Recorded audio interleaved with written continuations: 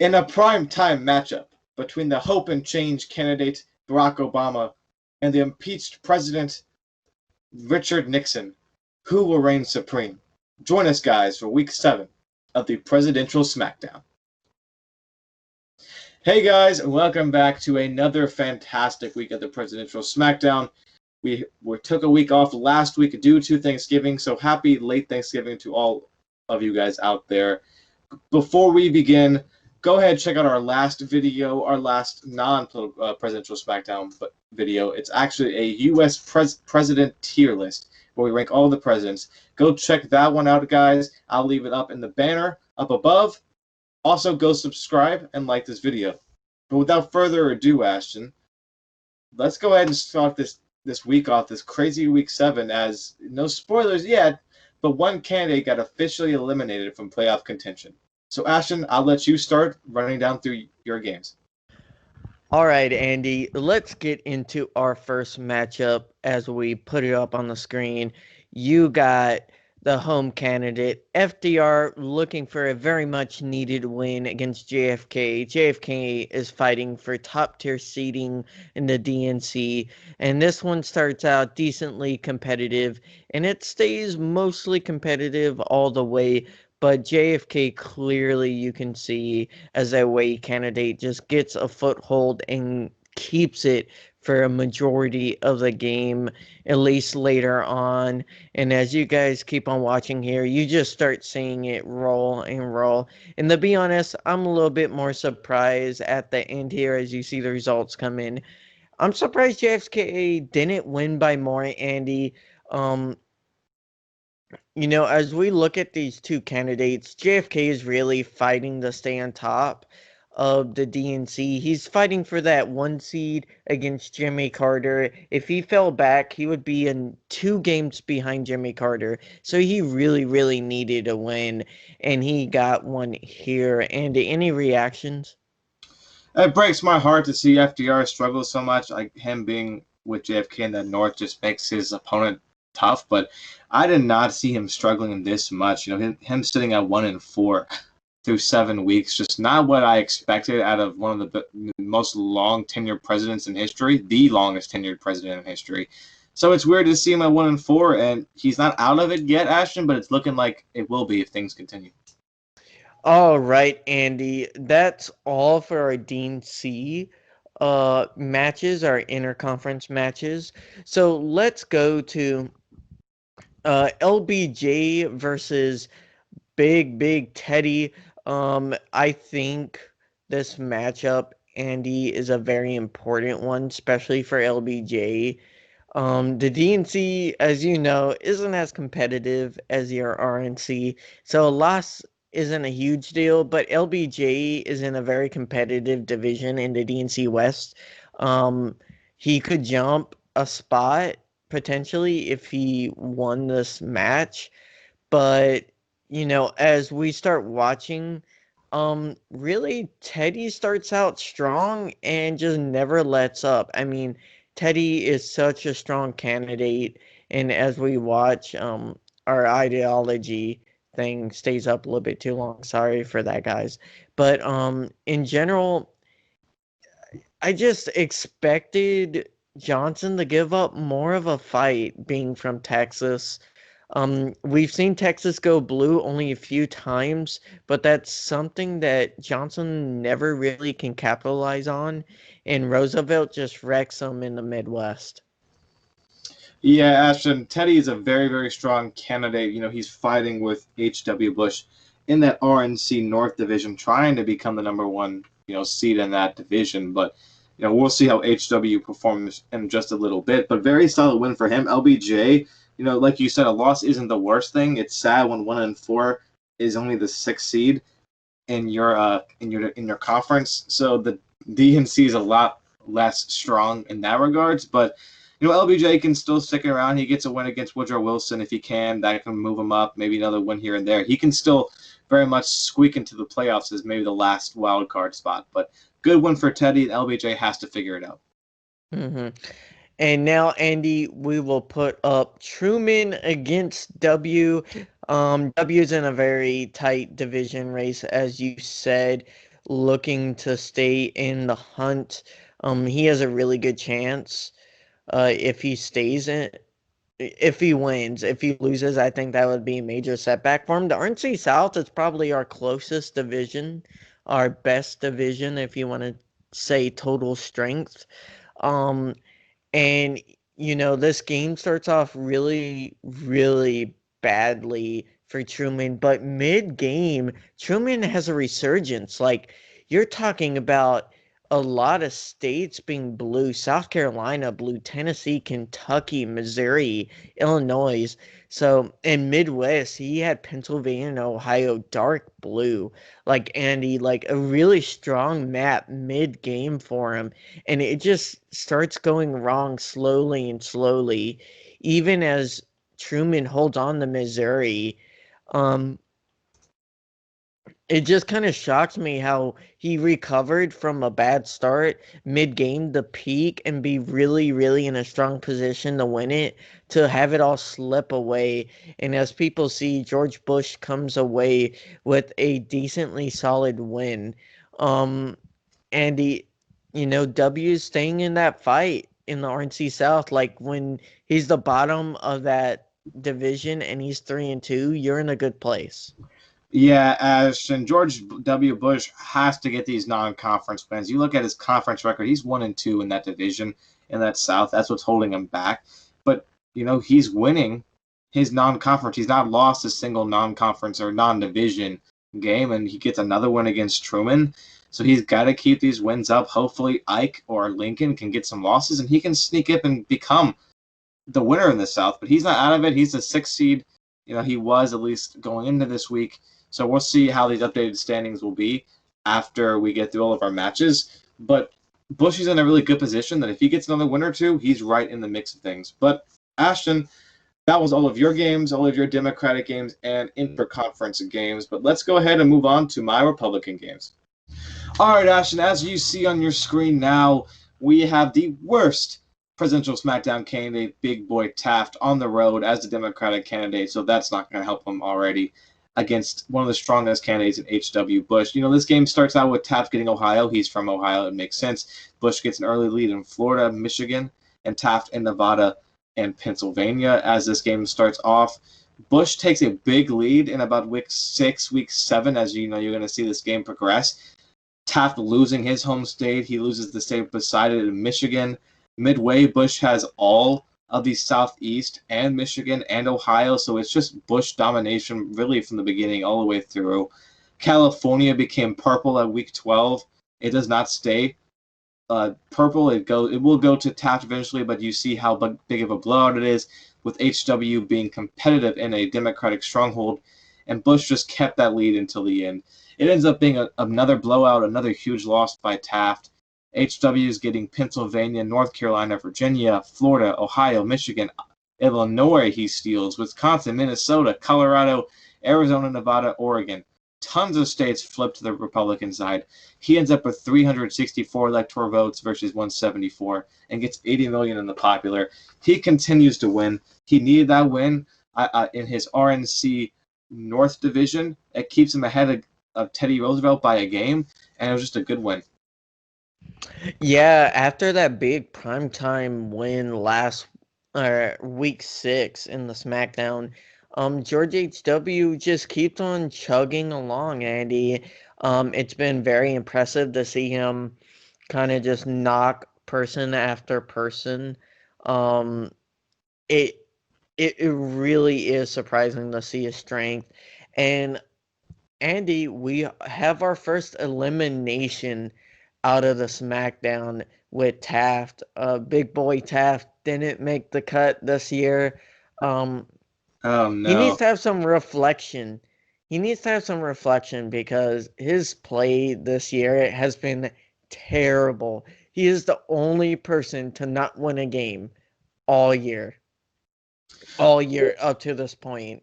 He'll have 3 more chances, but I think he maybe could beat Wilson in week 10, but Andy, it's so rough Yeah. for Yeah, Taft. Ashton, I will give Taft credit. He did win Iowa in his last game before getting eliminated. So, congratulations, Taft. You win Iowa, but you will not be in the playoffs. You will not be the best president.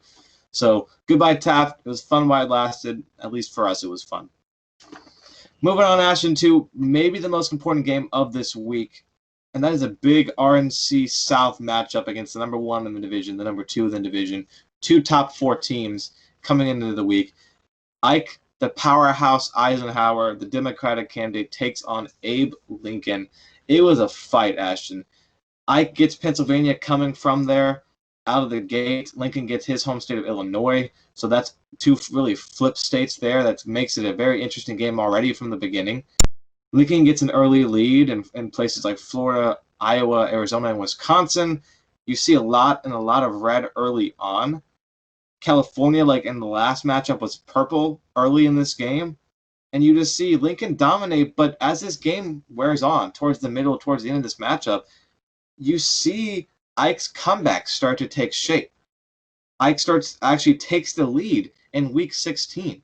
He surmounts Lincoln, who had an insane lead, and it became all the way down to the wire as Lincoln decided to start fighting again. So it ends up being a really close game. Lincoln does pull the win here, goes up, becomes a new leader in the RNC North after a big-time win, gets 291 electoral votes to 247. Big flippity-flop states, Lincoln getting places like Washington and Colorado, while Ike gets places like Virginia and Nevada and Florida to flip. So close matchup, big-time win for Lincoln, and he keeps his hopes alive. Yes, Andy, that's a big win because that gives him a division lead over Ike for the tiebreaker to get that 3rd spot. And in such a close division with George Bush nipping at the heels, Andy, only the 4th and 5th seeds get wild card spots. So, at this point, we'll go over the full thing, but every win is very, very big. Ike really needed that win to take a hold of the South, but he couldn't get it done, and he falls to Lincoln. Next up, Ashton, is probably the most surprising game of the week coming out of the RNC West, just on how close of a matchup it was, and that was Ford, the Democratic candidate, at Ronald Reagan. Reagan's had that dominance in the RNC West, but Ford was still lingering around that wild card kind of spot. When this game gets going, Reagan gets close in places like California. Reagan being from California helped him out a lot. Ford gets Michigan, him being that state being his home state. Ford gets an early lead in places like Pennsylvania and Minnesota. And Reagan just really struggles early on. He's down 47 to 41% in week 6. At week 11, Ford gets all the way up to 50% to 40%. So you were looking like, is Ford just going to blow Reagan out of the water? But you don't see that. Reagan does waste his time in New York, though. But for some reason, after like week 13, week 14, Reagan stops trying in New York, stops doing kind of some stupid strategy I was seeing out of him, and starts to turn on that old charisma that you see from Reagan when he won those 48 states when he ran. Reagan shaves the lead down every single week, constantly working, and by week 21, you're looking at a virtual tie on your screen. So it was like, I was scared. Could Reagan pull the comeback off? It was down to the wire. You see states going back and forth between blue and red, like Ford getting Pennsylvania, Ohio, Michigan, Minnesota, Nevada, Reagan getting Virginia to flip, North Carolina, Florida, Wisconsin, Colorado, New Hampshire, and Arizona. And at the end of the day, Reagan did just enough to shave off enough lead in states where he won enough electoral votes at 277 to Ford's 261, and somehow saves a big upset from Ford. So good showing from Ford. He doesn't get the win, but Reagan needs to watch out against some bigger competition. Yeah, Andy, Ford really, really needed that win to stay in contention, and you can tell now. You can tell now he's basically out of it unless if he wins out and someone else like 2 other people above him just completely lose out. Of when the pull out, in the SmackDown, you have to pull out some of those close games where people are that you don't expect to be competitive are competitive with you. Yeah, Ashton, as we get to the current standings, I do believe that Reagan, with that win, he does officially clinch the RNC West division, because even if Ford wins the next 3 games, Reagan has a tiebreaker over him. So Reagan does win the RNC West. That's the first, I believe, division winner, other than I think maybe JFK. I think he hasn't clinched because he has one less game played. But so yeah, Reagan will be the first clincher of a division. But let's go ahead and throw up those standings. All right, Ashton, here are your current standings after week 7 before the primetime matchup of Obama and Nixon tonight. Other than Reagan winning his division this week and Taft being eliminated, any other shocking things you see or any other storylines we should keep track of? All the storylines. Andy, I think the big storyline people need to pay attention to currently is we need to keep an eye on that 5th seed in the RNC. That's going to be very competitive. And the question is, can George W. Bush join his father in the playoffs? I mean, basically, Reagan and George H.W. Bush are clinches in the sense that they will have a playoff spot. The question is seeding for those two. So the question is who comes in what order, and then who can sneak into that 5th spot. And I think W has a chance. He has to he can afford to lose one in the next 3 weeks, but he really, really has to win 2 out of the 3 next games.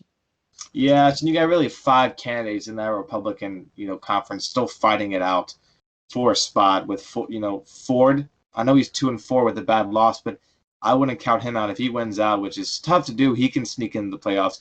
We just talked about how W. Bush is fighting, Lincoln is fighting, and Ike is fighting. And don't forget about Teddy Big Stick Roosevelt over there, all kind of fighting for that spot.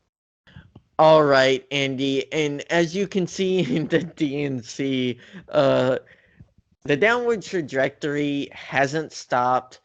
You really only have one dominant player, and that's Jimmy Carter. But everyone else, like JFK, is the second closest, and he's 4-2, and all his wins have come in conference. So it's it's really sad. I think there's some strong candidates. So the DNC is going to send some people. Uh, they're going to send some losing record players to the playoffs. Uh, and as everyone can see, at the current standing, 2-2 Wilson would make it in. Um, I don't know if he will make it in. I assume he's probably going to be a losing record, but it's really interesting, Andy. It really is. Yeah, Ashton, I think both me and you can agree that we thought, I wouldn't say the DNC was going to be better than RNC, because we really didn't know going into the series. But FDR being the stinker, we didn't really see that one coming. Bill Clinton's 3-2. He's not doing great. Even Obama, if he loses tonight, he goes to 3-3. I don't project a loss to Nixon, but that's sad when your division winner's 3-3, and it's Barack Obama, who we thought was going to be one of the best candidates in this series, but just due to everything he brings to the table according to his stat line. But it's weird to see the DNC's. I don't think anybody could compete with any of the RNC guys except for maybe JFK and Carter. But at the end of the day, it looks like the Republicans are just going to probably win the series. I would hold off on that because Andy, as you said, let's start looking at our primetime matchup this week. We have our first candidate to be up a second time in a primetime match, and Obama facing off against newcomer to primetime, Richard Nixon. Peace sign Nixon himself in prime time, Yes, baby. prime time, and Nixon's at 1-4, Andy. And as we come into this week, we really see Nixon is basically has to win out if he wants to hope a prayer of getting in. It's probably not going to happen. Obama really, really needs this win if he wants to move up in the standings. Um, he still wouldn't Andy overtake JFK because JFK has a ridiculous 4-0 conference record, and that's the tiebreaker if people don't know. But I really expect Whew. this 1, 2, and 3 seed race for the DNC to come down to the wire, and you have to win these out of division games, and the DNC has been so bad at it, having only, I believe, 2 victories the whole time out of what? Out of 7 weeks, only 2. That's a bad, very bad win rate. Having only I believe Jimmy Carter and Bill Clinton being the 2 winners, the rest have just stunk. So Yeah, Andy, Ashton, these Democratic candidates, for some reason, when the spotlight shines on them, and they are the main attraction in those spotlight games, the primetime games every single Friday and Saturday nights that we do this, it's just tough. They've not performed. The Republicans have taken every single advantage, and that's why you look at JFK. I know he's got 4 wins, but all 4 of them are coming from division players that combined have a total of 2 wins. So how strong is JFK as a candidate? That we don't know for sure because he we lost will his see in primetime week matchup 10. all the way back at week 1. I believe it was week 1 or week 2. He lost to Lincoln in the first primetime matchup. So his Yeah. tough matchup, he lost. So that's something to take account for. Yeah, and the JFK faces Reagan in week 10. So that should be an interesting one if JFK can pull it off. But like you said, JFK hasn't had a other impressive win this whole time. It's been shocking to me, Andy, that that really Obama hasn't performed up to par. So let's go ahead and get in the game, Andy. All right, guys, here we are. Primetime matchup, Obama and Nixon. Ashton, I know we hinted at it earlier. I'm going to go ahead and predict a Obama.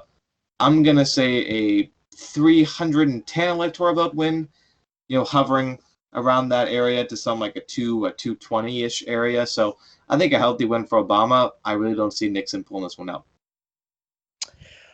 Yes, Andy, I gotta agree. Obama has been, even though he hasn't won every match, he has been a popular vote, just machine every game, pulling out massive amounts of voters.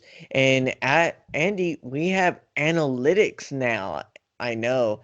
Um, we crunched the numbers on the back end, Andy, and Obama by far in a mile has the highest popular vote at 80, average of pulling out 84 million Americans Whew, in this series. So man. you can tell Obama is just a machine at turning out voters. He's struggled to take advantage of that and pull out critical wins, but Andy, any shock to that current analytic? No, Ashton, I mean, it makes sense, before this president election, 2020, that is, with Biden's record bringing most popular vote by a winning president. Obama was said leader, so it makes sense in a real world, setting. It makes sense that it would translate to the game because Obama, even if he might not win the game, electoral votes, he brings out people in masses and Mhm. droves. Yeah, I will say his losses have been relatively close. That's why he has a point or a electoral vote average of 288, Andy. And let's go to Nixon here. Nixon has a vote average of 72.8 million with a Um, electoral vote average of 227. the So, 12 million difference of voters like that does not bode well for Nixon here. yeah, and as we can see, that's a lot of blue, Andy. Whoa, wow, Andy, that's a lot of blue. Yeah, no shock, Ashton. I mean, Obama's got the enthusiasm. He was not impeached. He's not Nixon. He's everything. it's like the opposite of Nixon as a player in the series. Hmm. Yeah, it'll be interesting if Obama can pull out a plus 400 match. I don't think a DNC candidate has done that in the series. I know George H.W. Bush and I believe Ted have done it against a Democrat, but not a Democrat versus a Republican yet in this series. I'll be interested to see. As you can see, Georgia and Ohio are both purple, while Texas was purple for a little bit. But it looks like Nixon has gotten his footing, so to say, at 39% and at Oh, least solidified that Texas. that's for sure the worst percentage of the week because I know even with the Lincoln and Ike, it only got up to 50% for one candidate or the other. So you already see Obama being this far ahead, and I do not see Nixon being the guy to make a comeback versus Lincoln or Reagan who made comebacks. No, he has 2 weeks to turn around the entire Southeast besides Georgia being purple. That you don't do that. You No, don't do that. uh, Um, it was kind of obvious that if you paid attention to this, series at all, that Obama was just going to come in here and dominate against a terrible candidate like Nixon. yeah, Nixon has really struggled. He hasn't had a lot of out of conference rivals, and I'll stop here. There's only two dark red states, Andy, and it's Alabama and I believe that's Kansas. It's not looking good, Andy. Not looking good for good old Nixon. I really want to see how much of a blowout this is. I know we've had 400s. I doubt this will ever get to a 500 kind of thing. But if anyone, this seems like a 450 kind of range for Obama. Yeah, he could get the highest here. I think he's gonna top his highest for popular vote. Obama has had close matches. He just hasn't had. I think he's won the popular vote of every match he's been in, but he still lost two of them, which is amazing to hear. There's only one gray state in West Virginia right now that barely has Nixon up. So when you're fighting for West Virginia as a Republican, you're not in a good spot. No, Ashton, not at all. So let's get this party going. Um, Andy, we will see.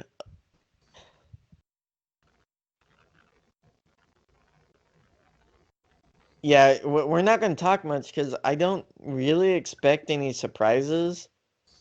Um, No, it's just it's not really a debate about who. It's a debate of how bad of a victory this will be. mhm. So Nixon is I was about to say he's doing good holding on the states he should win, but then he lost Indiana, Kentucky, and Tennessee. Ooh. So yeah, it looks like I feel like keeping on the Florida Andy really stopped it from being a huge blowout. Um yeah, you see Nixon holding on to a lot of those purple states. So it's not a complete blowout.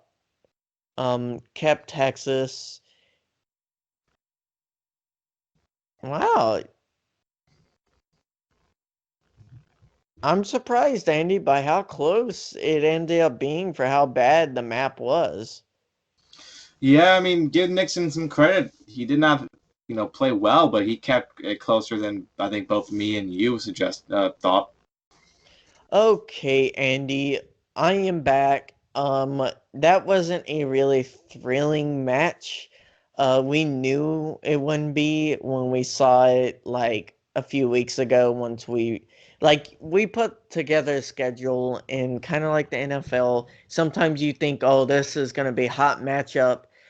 It turned out not really. We both expected Obama to pull out a solid win. It looked like he was going to get a landslide, and credit the Nixon for not making it a huge landslide electorally.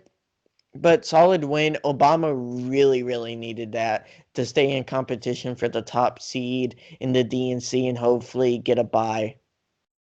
Yeah, Ashton, I think just what you see here is that even when Obama looked like he was just going to blow out, the RNC still performed. I wouldn't say better. Obviously, they lost, but for Nixon to have 200-something votes and still sort of be in the game with Obama having 90 million just shows kind of how weak the DNC has been in the series.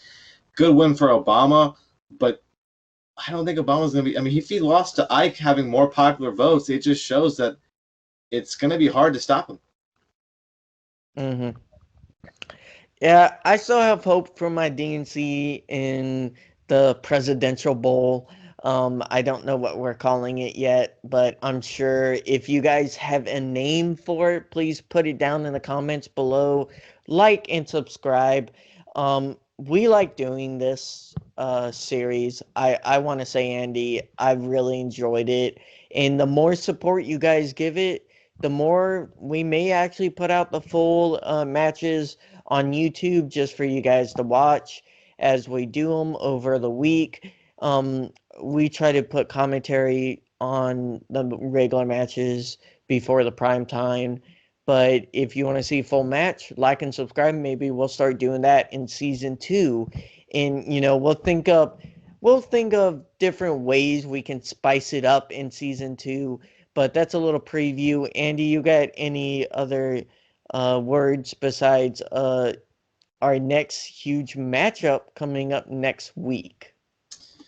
Yes, Ashton, before we get to our little prediction of next week, remember, guys, I said this earlier in the video, but please go check out the last podcast we did. We actually did a hybrid podcast video on this channel where we talked about all the presidents in the tier list ranking. We had a lot of fun doing it.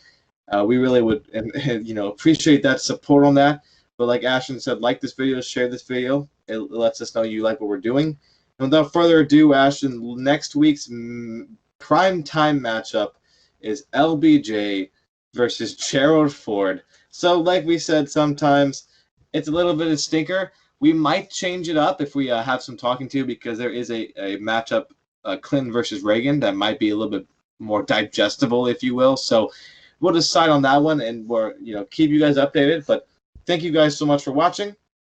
Stay safe out there, and we'll see you guys next week in week 8.